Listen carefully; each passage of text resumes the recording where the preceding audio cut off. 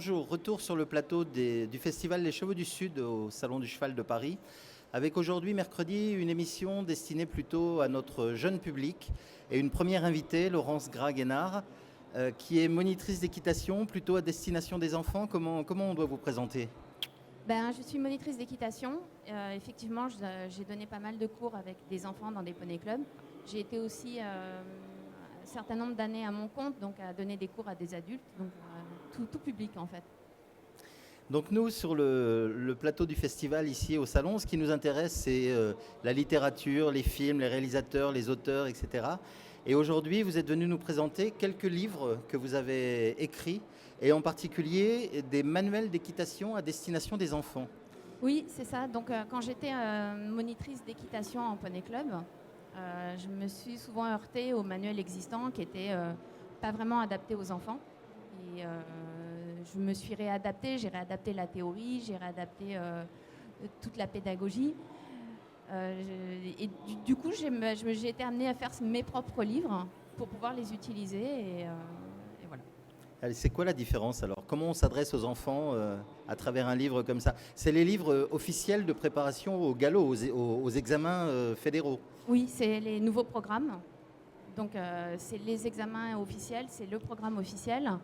Les enfants ont besoin de beaucoup plus d'images que ce qu'il y a dans les livres existants, de mots-clés qui les font retenir quelque chose. Parfois, de juste avoir un petit dessin humoristique, ça peut suffire à garder en mémoire quelque chose d'important. D'accord, donc pour les aider à mémoriser toute la théorie qu'ils doivent connaître pour passer leurs examens. Voilà, c'est ça. D'accord. Et on a aussi dans les livres que vous nous présentez un travail aux longues graines. Donc qu'est-ce que vous pouvez nous dire là-dessus ?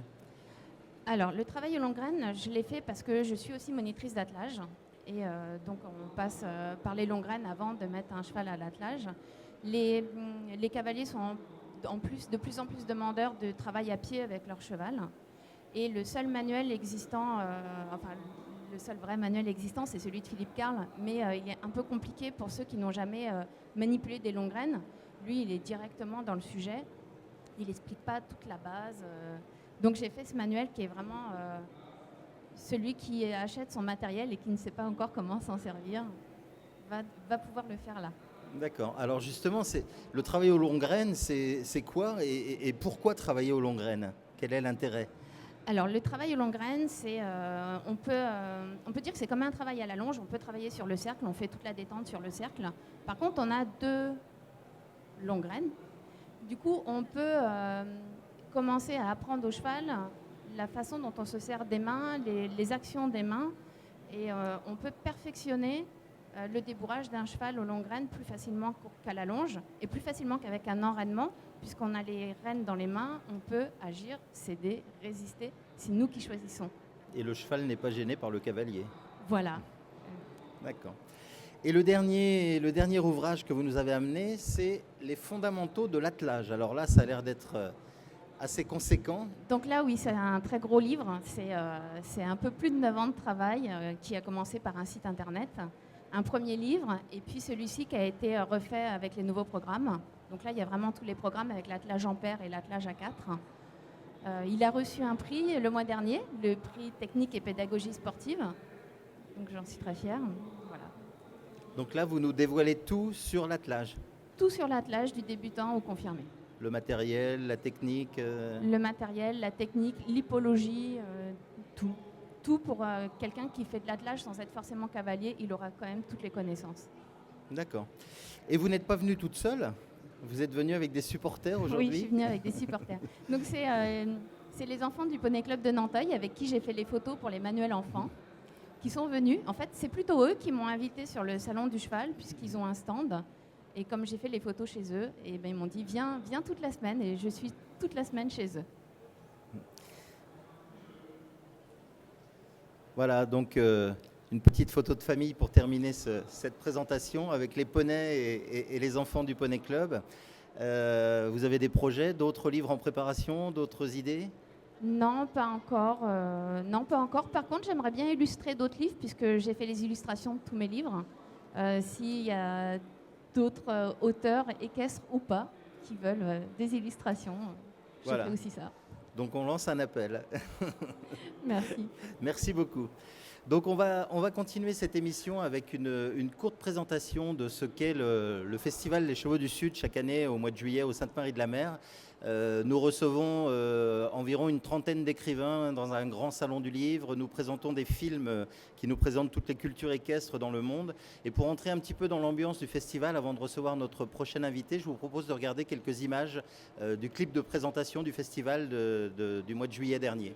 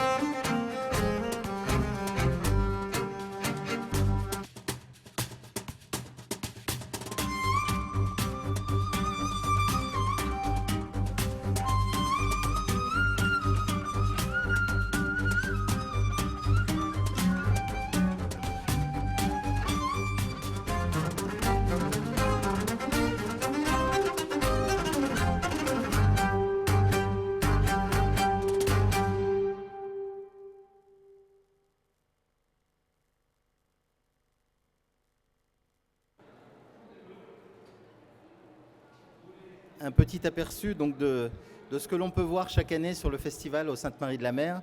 Vous avez reconnu Lucien Grus qui était parmi nos invités cette année, Bartabas et surtout des images qui nous viennent d'environ une trentaine de pays à peu près où on fait pendant le festival un véritable tour du monde à cheval.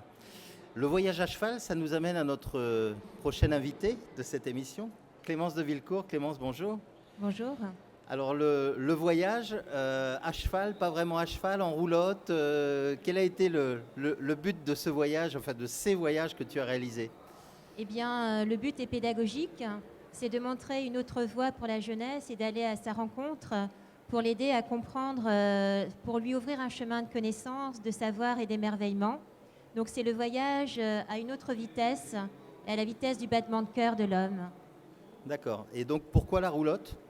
Alors la roulotte est un excellent moyen c'est une maison itinérante dans laquelle je vais vivre, dormir et qui est transformée en petit musée itinérant. Et la roulotte me permet de me décrocher un petit peu des habitudes du monde contemporain, c'est-à-dire réfléchir à ce qui est essentiel.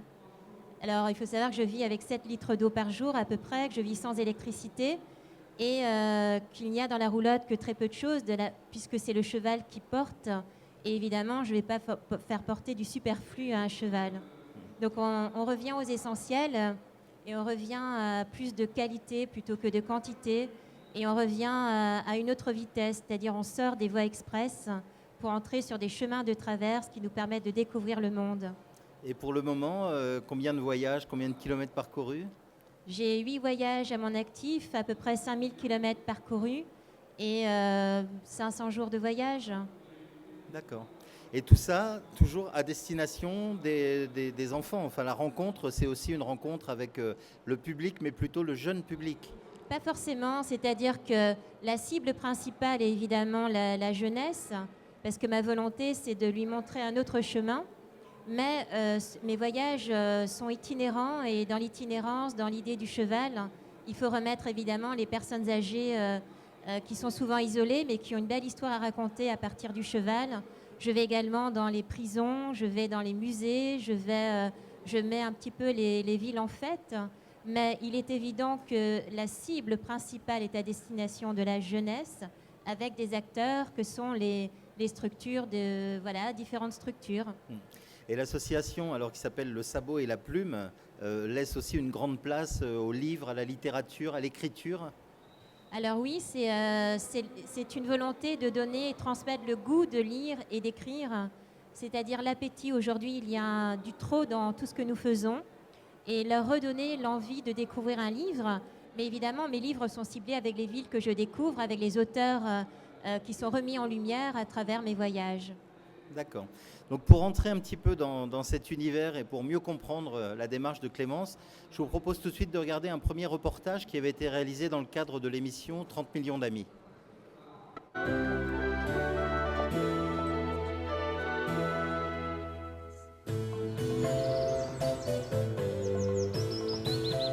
C'est à Tréflaouénan, dans le Finistère, que Clémence a fait une halte pour la nuit. Cette écrivaine bretonne a entrepris il y a quelques semaines un tour de la Bretagne en 130 jours. Un voyage culturel et littéraire organisé par son association Le Sabot et la Plume.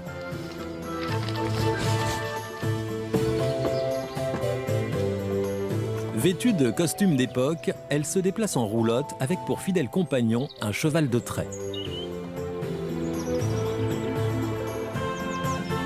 Comme chaque matin, elle lui porte son petit déjeuner. Son carburant, une betterave gorgée de sucre. Notre compagnon de route et fidèle compagnon de route s'appelle Kidam. Il a 5 ans maintenant et il pèse à peu près 800 kilos. Donc c'est un cheval de trait breton. Il est de nature très calme et très sympathique. Et la roulotte, elle est toujours dans des endroits magnifiques, avec de l'herbe à profusion. Mais il n'y a rien à faire, il restera le plus proche de la roulotte. Donc dès que vous écartez les rideaux le matin, vous le voyez et il a la tête dans la roulotte, pratiquement. Le cheval est un animal fédérateur. Donc il rassemble autour de lui toute personne avec le même émerveillement dans les yeux. Une machine ne peut pas faire cela. Donc il fallait un cheval pour ralentir un petit peu le temps et émerveiller de nouveau les gens. Sur son chemin, Clémence donne rendez-vous aux enfants des écoles afin de partager avec eux son goût pour la littérature et le patrimoine breton. Mais, il faut bien l'avouer, l'attraction principale, c'est quand même Kidam. C'est doux ? Heureusement, notre Bretonne a plus d'un tour dans sa malle pour elle aussi attirer l'attention des enfants. Alors maintenant, je vais vous l'ouvrir. Ce sont des collages. Des collages qu'ont préparé donc une personne. Notre volonté à travers une malle au trésor, c'est de favoriser l'envie de lire et d'écrire auprès des enfants. Et nous avons fait un travail en amont de manière à prévenir les écoles, à prévenir les associations culturelles que nous arrivons et en même temps que ces lettres puissent être déposées dans la malle. Sur la thématique « Raconte-moi ta ville ». Et ces lettres sont offertes ensuite tous les 100 km un petit peu plus loin, de manière à redécouvrir nos villes voisines à travers les mots et les regards des habitants. Voilà, encore un trésor.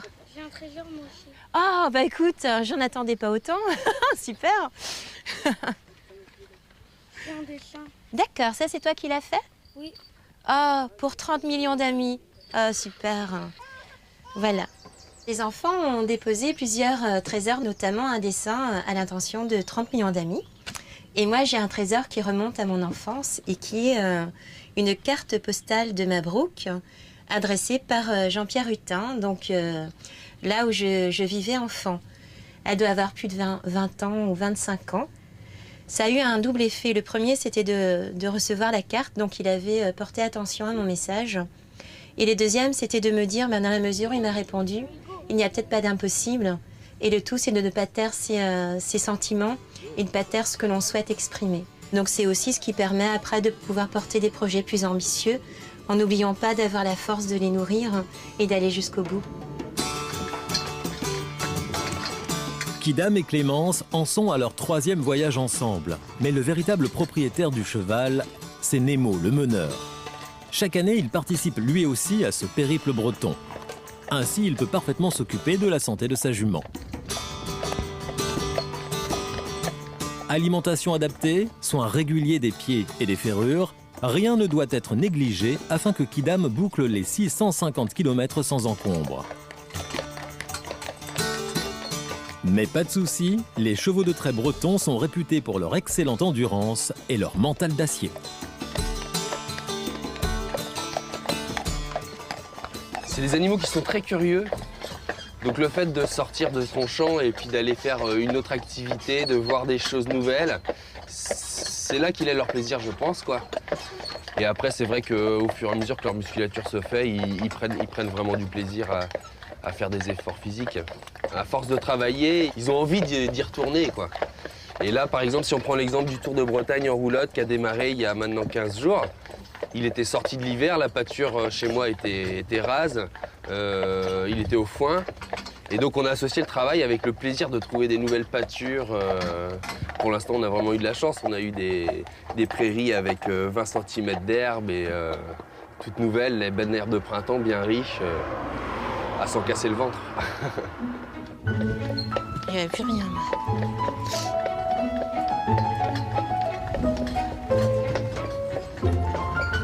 J'aime bien descendre parce que je suis à son pas.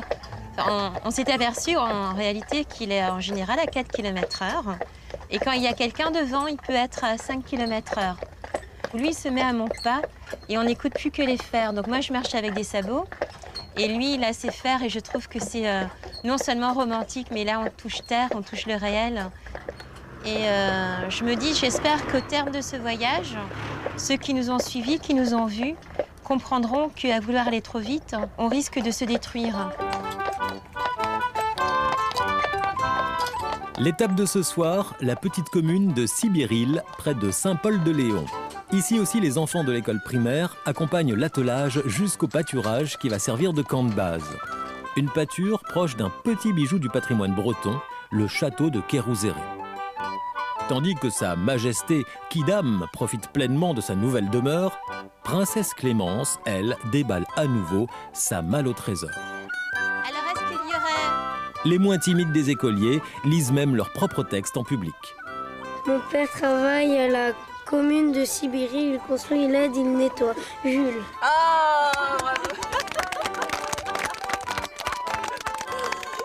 Le but, c'est de leur faire comprendre que le trésor, ce sont ces lettres et ces dessins, puisque ce sont eux qui participent à cela.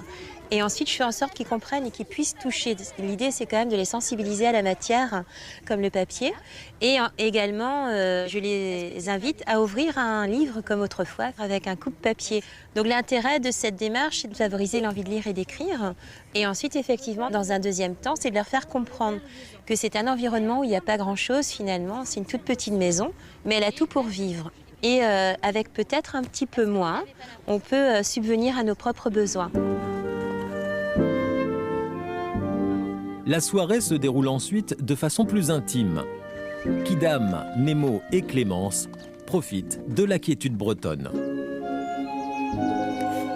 Pour ma part, je vais écrire et puis m'inspire et en même temps, je peux et raconter ce récit de voyage et en même temps être très proche de lui. C'est là où on prend nos énergies et on se ressource pour pouvoir repartir le lendemain. Aujourd'hui, qu'est-ce qui reste de la petite fille fan de Mabrouk et fan de 30 millions d'amis dans cette aventure? La même qui a grandi, c'est-à-dire avec les mêmes rêves. Donc moi qui me baladais à la recherche désespérément de chevaux quand j'étais enfant, là il est proche de moi et c'est un rêve qui se concrétise. Donc il reste toujours cette étincelle d'enfant et avec un projet qui a énormément mûri. Et Dieu merci, il est là, quoi.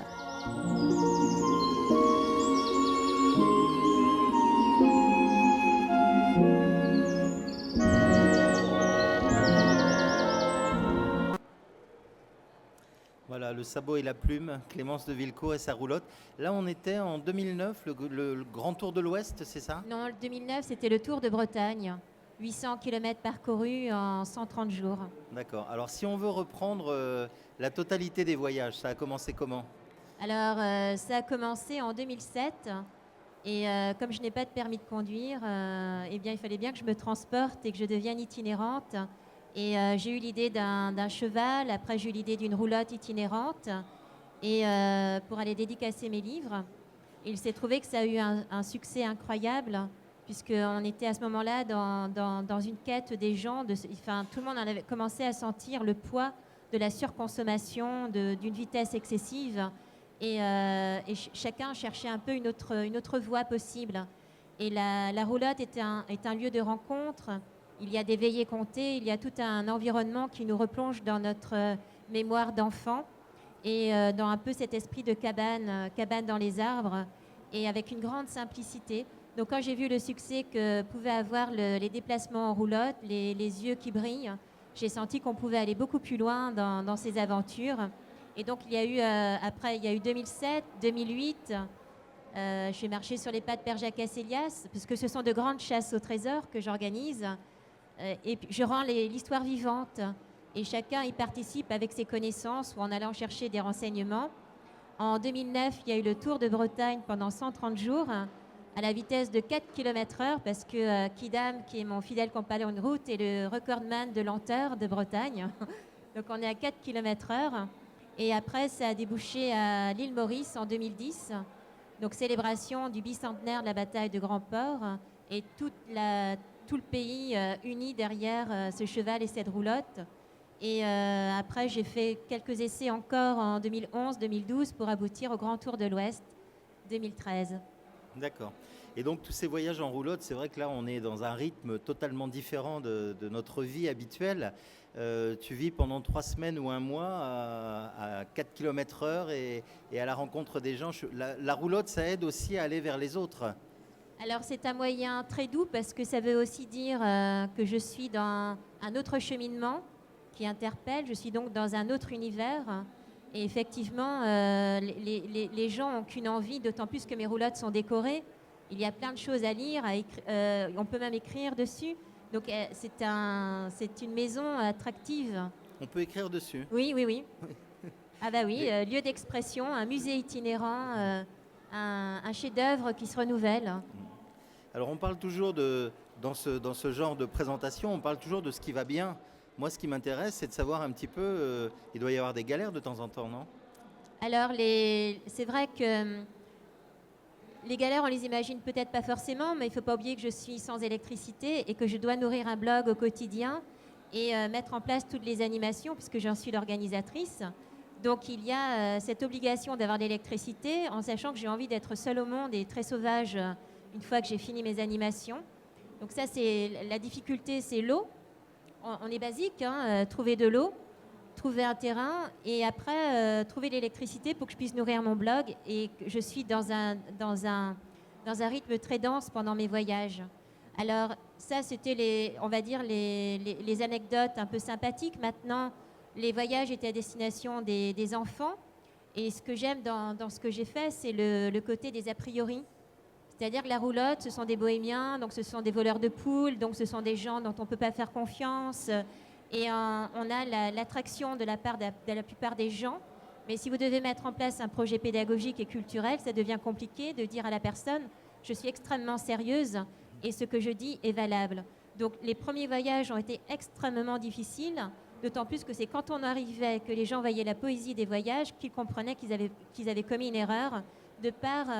la représentation, le cliché de la roulotte. Et ça, j'aime bien être dans des clichés dont il faut abattre les frontières. Par contre, c'est en 2013 que là, tout a été vraiment au niveau anecdotique compliqué, puisque nous sommes partis le 10 mars. Et si on se remet un petit peu en mémoire l'année 2013, il y a eu la neige.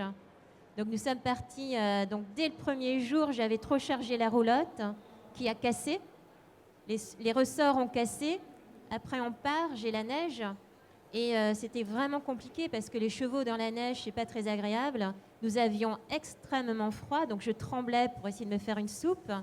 Et après, il y a eu des inondations dans la roulotte. Et j'avais pas de ressort, donc j'essayais d'écrire, de travailler. Mais la roulotte, c'était un peu comme Molière autrefois qui devait voyager sur des chemins incongrus. Et donc, il y a eu tous ces problèmes de casse. On est arrivé à... L'exploit était quand même d'arriver jusqu'à Paris. Parce qu'on est parti de la pointe du Finistère pour arriver à Paris en Île-de-France. Au moment où on arrive en Île-de-France, la roulotte casse en deux, quoi. Et on avait un énorme rendez-vous le lendemain à Viry-Châtillon. Donc la chance était heureusement avec nous, malgré toutes ces épreuves. Parce que je crois beaucoup en l'être humain et je crois en l'homme. Et les bonnes personnes étaient là au bon moment. Il a fallu souder toute la nuit. La roulotte était bancale, donc j'ai dormi sans bouger. Et au petit matin, on a demandé au cheval d'essayer de la tirer, et puis ça a fonctionné, mais on ne savait pas combien de temps ça allait fonctionner. Et après, on avait... alors nous, on a été... je crois que Michelin devait avoir un partenariat, voulait mettre en place un partenariat avec nous, parce que les roues éclataient tout le temps. Donc les roues crevées. Et Paris-Île-de-France, on imagine plus les bouchons, la circulation, les voitures partout. Il y a encore des endroits où on peut arriver avec une roulotte. C'est-à-dire, on ne s'est pas trop posé la question, mais on a quand même commencé par d'Orly, nous sommes allés jusqu'à Bois d'Arcy. Et là, c'était des routes assez tranquilles quand même. À l'aller, au retour, on avait beaucoup de camions. Ça dépend du jour. Il vaut mieux finalement voyager le dimanche. Ce sera beaucoup plus calme qu'en jour de semaine, bien sûr. Mais il y a une fois, on a été obligé d'être en jour de semaine. Et là, on avait les avions en haut, les camions en bas, et c'était infernal. Mais globalement, nous n'avons pas eu trop de soucis. Et quand nous étions dans les villes, il y avait de la police qui ouvrait le chemin. Donc, ça faisait vraiment grande star. Et alors, ce voyage, donc ce dernier voyage en date, était, lui, sur le thème du cheval, mais aussi de l'aéronautique. Alors, c'est la conquête du ciel par l'homme. Et la conquête du ciel par l'homme nous permet de mieux revenir sur l'importance qu'a eu le cheval dans nos vies des siècles durant, jusqu'à ce qu'un homme qui s'appelle Jean-Marie Lebris observe le vol de l'albatros et demande au moteur de l'époque, c'est-à-dire un cheval, de tirer la barque ailée. Donc cette barque, elle s'est élevée grâce à la vitesse, au vent. Donc ce sont les lois de l'aérodynamique. Et donc ce breton et ce cheval, dont tout le monde ignore le prénom malheureusement, ce qui est incroyable, ce cheval a participé à la conquête du ciel par l'homme. Et le cheval a été moteur, donc c'est extrêmement important. Et on voit qu'à partir du moment où l'homme va changer de moyen de transport, la société va complètement changer et va être prise dans une révolution industrielle qui a mis de côté une chose extrêmement importante, c'est la spiritualité et la place de l'homme dans la société qui se mettait en marche. Donc nous sommes revenus sur la conquête du ciel par l'homme, en réintégrant le cheval historiquement là pour être uni derrière les hommes, derrière les combats, au front, à la boucherie de 14-18, à aider nos terres, à cultiver, bref, il était tout le temps là. Et puis à un moment donné, l'homme se dit, bon, j'en ai plus besoin, donc allez, vas-y, on veut plus de toi, tu nous sers plus. Donc je suis revenue sur cette conquête du ciel en rappelant l'importance de la spiritualité, en rappelant l'importance du battement de cœur de l'homme. Et nous avons atteint, parce que j'ai un meneur, je ne suis pas héroïque sur ce voyage, on a un meneur qui, avec ses 3 juments, m'a permis de mener ce grand rêve, de partir de là où a eu lieu l'élévation de la barque ailée, jusqu'au musée de l'air et de l'espace du Bourget, où se trouve la barque ailée. Donc nous avons fait 100 jours de voyage, 1300 km pour atteindre historiquement la barque ailée. Et à partir du moment où j'ai atteint la barque ailée, alors nous nous repositionnons en disant, aujourd'hui, dans la société dans laquelle nous vivons, le cheval a son mot à dire. Et il a son mot à dire sur tous les plans, énergie, consommation, communication, pédagogie. Donc il a vraiment, moi je bataille, je lutte pour redonner sa place, mais non pas simplement dans les centres équestres, c'est-à-dire qu'il est le moteur de cette société vers laquelle nous devons aller maintenant. Il la représente. On est très loin d'une simple balade en roulotte, effectivement. Ah oui, ouais. Toute cette aventure de 2013, tu as eu l'occasion de la raconter à la chaîne Equidia dans le cadre d'une émission qui s'appelle La Culturelle.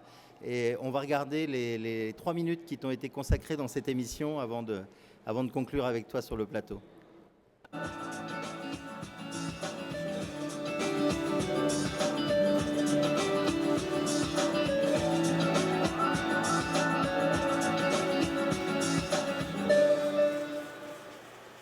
Messieurs, bonjour, mon nom est Anaïs.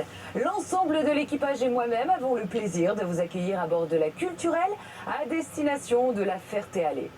Veuillez attacher et ajuster votre ceinture de sécurité. Nous vous souhaitons un agréable voyage.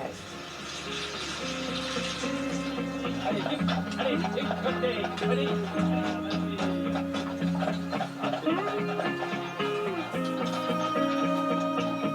Le Grand Tour de l'Ouest, c'est avant tout une association, le sabot et la plume. Mais aussi 180 jours de voyage, une roulotte, 3 chevaux, un musée, des avions, une malle au trésor, des livres, des lettres et des centaines de visiteurs. Et Clémence de Villecourt.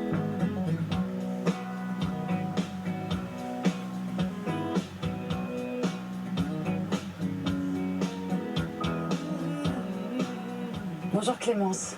Bonjour. Vous êtes à l'initiative de ce projet, alors expliquez-nous en quoi cela consiste. Cela consiste finalement à se déplacer avec 3 juments et une roulotte transformée en musée de l'histoire de l'aviation pour transmettre l'envie de lire et d'écrire auprès de la jeunesse, mais également transmettre le dialogue auprès des anciens. Concrètement, nous menons des activités autour de l'écriture avec les écoles. La présence du cheval permet de renouer un dialogue en nous rappelant le passé, qu'est-ce que c'était que la campagne autrefois, ces villages qui vivaient, et en même temps, au niveau des enfants, de leur faire comprendre qu'il n'y a pas qu'Internet et que le monde du cheval, c'est un monde aussi de respect de la terre, respect de l'être humain.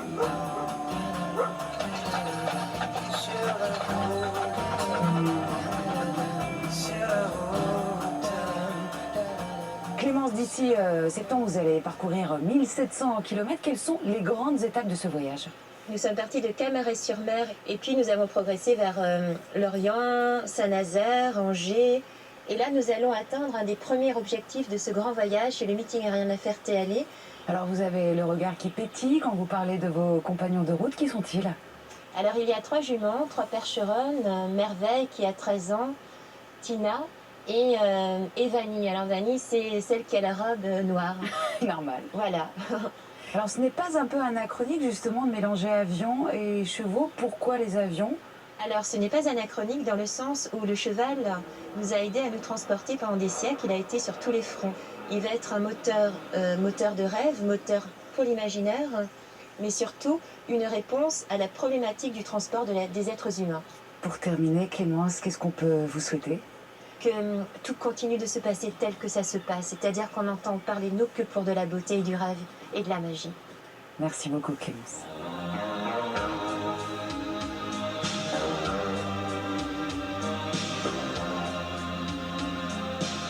Retrouvez Clémence de Villecourt et son incroyable musée sur les chemins du Grand Tour de l'Ouest jusqu'à fin septembre. Toutes les infos sont bien sûr sur laculturelle.fr.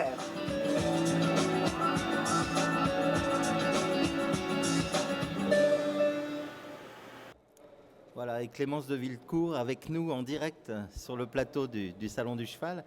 Qu'est-ce qui t'a le plus marqué? Qu'est-ce que tu retiens de tous ces voyages, de toutes ces rencontres? Alors, ce que je retiens, c'est ce que m'a appris le cheval. C'est-à-dire que j'ai quitté Paris, où je vivais depuis 9 ans, pour partir dans cette aventure, j'ai envie de dire, sans bagage pratiquement, si ce n'est mon bagage universitaire. Et puis, dès le départ, j'ai demandé à Kidam, enfin, je n'ai pas apprécié ces 4 km/h, et nous avons cherché à le faire aller plus vite. Nous avons cherché à voir, allez, vas-y, va plus vite, jusqu'au moment, et en sachant que je devais changer de cheval tous les 10 jours. Mais finalement, on n'en avait pas un deuxième, on n'avait que Kidam. Et ce qu'il m'a appris, ce cheval, moi qui vis dans la vie précipitée, qui a envie de consommer, qui a envie de changer de garde-robe tous les jours, de porter autant de parfums que je veux, voilà un peu mon idéal. C'était l'idéal dans lequel j'ai été mon enseignement, quoi. Et en voyageant avec Kidam, j'ai voulu retrouver le goût que j'avais pour le voyage, mais sans comprendre ce qu'est un cheval vraiment, un cheval de trait. Et au fur et à mesure que j'ai voyagé avec lui, on s'est dit, bon, il a tenu 10 jours. Ah, il a tenu 20 jours. Mais il est lent, hein. On peut trouver une astuce pour qu'il aille plus vite et on ne trouvait pas l'astuce. Et au final, j'ai compris, en fait, il m'a vraiment... il a renversé la manière que j'avais de penser. Il m'a dit, vous les êtres humains, parce qu'il parle, hein, bien sûr, vous imaginez bien. Il m'a dit, vous les êtres humains, vous êtes complètement fous. Vous ne cherchez que à aller vite, mais vous ne faites rien. Vous n'avez pas de cap, pas d'horizon, pas de vision. Et moi, qui avance à 4 km/h, si tu me respectes avec mes 4 km/h, c'est-à-dire avec mon battement de cœur, je t'emmènerai où tu veux. Mais je ne t'y emmènerai pas en étant malade à la fin. Tu n'auras pas besoin de médicaments, tu n'auras pas besoin d'aller voir un psychologue, un psychiatre, tout ça. Je vais t'y emmener et je vais te donner les lois de la connaissance, les lois du savoir et les lois de l'émerveillement. C'est-à-dire le rapport à la nature, le rapport à une consommation saine et à être le plus simple possible dans nos vies. C'est ça le bonheur. Et mon bonheur, c'était d'ouvrir ma porte au petit matin et de prendre mon thé, d'aller voir Kidam. Et Kidam que disait, allez, on va aller faire un tour, je crois qu'il y a une jument par là-bas, quoi. Et donc, ça a complètement changé ma vision de la vie sur le rêve et sur la manière d'aborder l'existence. Donc ça, je peux le transmettre maintenant, parce que Kidam, qui n'était voué qu'à faire 10 jours, en acceptant sa vitesse de 4 km/h, m'a emmené jusqu'au terme du voyage, il s'est musclé, et il a eu une telle confiance. Voilà, j'ai envie de dire, la simplicité et le bonheur est à portée de main. Et tous ces voyages en roulotte, on peut dire que c'est un chemin vers la liberté? Ah bah oui, un chemin vers la liberté, bien sûr, parce que le message que j'ai envie de transmettre, c'est qu'il ne faut pas suivre les yeux fermés, les médias. Il faut d'abord s'écouter soi-même. Et s'écouter soi-même, c'est chercher de la liberté, mais la véritable liberté, elle est dans la tête. C'est notre tête qui fait notre liberté. Oui. Voilà, c'est soit une grande prison, ou alors une prison qui nous dit ce qu'il faut faire, les exigences, les voies express, le bruit, la rapidité. Mais en réalité, ce que nous amène à comprendre le cheval, c'est que la vie est ailleurs, dans une autre intériorité. Et le prochain voyage alors? Ah bah oui. Alors 2015, je vais justement traiter de l'utilisation du cheval pendant la guerre 14-18. Donc je vais 3 semaines durant être en itinérance, faire les uns et les autres écrire sur une lettre. En fait, ils vont écrire des lettres. Les lettres parce que c'était les passerelles de vie entre les soldats et les familles en 14-18. Et parce que le cheval, et là on voit bien en 14-18 l'avènement de l'aviation et le déclin pratiquement du cheval. Donc on va lui redonner ses lettres de noblesse. 3 semaines durant, je vais récolter des lettres auprès des centres de loisirs, des maisons de retraite et des écoles sur le thème de la liberté, sur le thème de l'amour. Et après, ces lettres, évidemment, vont partir en avion, 3-4 haltes en avion qui symbolisent également l'avènement de l'aviation en 14-18.